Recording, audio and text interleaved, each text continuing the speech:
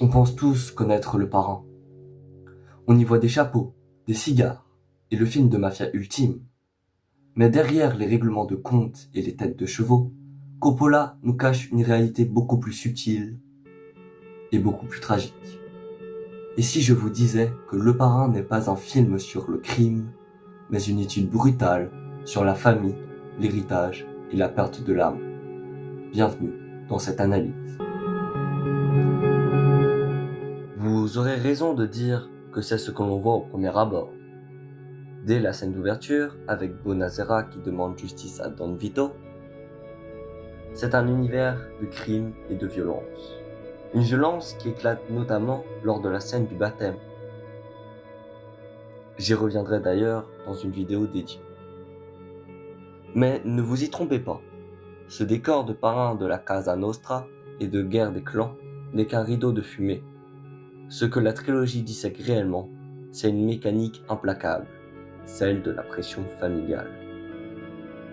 Ici, l'héritage n'est pas un cadeau, c'est une dette. On le voit lors de la passation du pouvoir de Vito à Michael, puis de Michael à Vincent. À chaque fois, le rituel est le même. On baise la main du nouveau Don. À cet instant précis, l'homme disparaît derrière la fonction. Il passe d'égal à maître, et ce nouveau titre l'isole instantanément de ceux qu'il aime.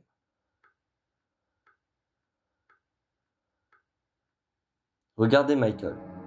Au début, c'est un héros de guerre, un civil. Il est propre.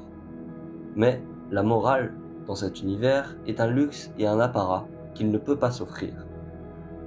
Pour protéger les siens, il doit devenir ce qu'il déteste.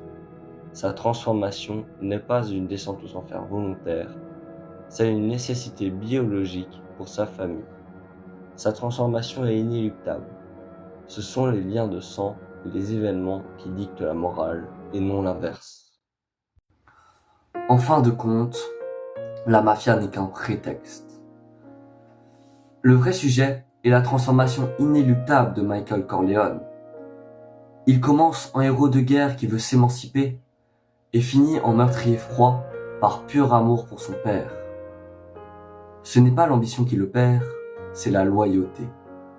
Le film nous montre que l'environnement familial peut devenir une prison dorée dont on ne s'échappe jamais. Michael ne choisit pas le mal par plaisir, il l'accepte par devoir. C'est là que réside la véritable horreur du film. Voir un homme profondément bon se dissoudre dans un cadre social et héréditaire trop étroit et strict pour lui.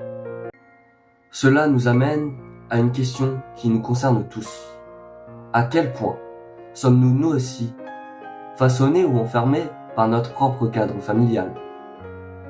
Est-ce que notre place dans la société est vraiment un choix? Ou est-ce un héritage qu'on subit sans le dire ni le voir? Je vous laisse réfléchir à ça. Si cette approche un peu plus sociologique du cinéma vous a plu, n'hésitez pas à me le dire en commentaire. J'aimerais vraiment savoir quelles autres œuvres vous aimeriez voir décortiquées de cette manière. N'oubliez pas de vous abonner pour ne pas rater la vidéo de la semaine prochaine. D'ici là, portez-vous bien et regardez les films de plus près.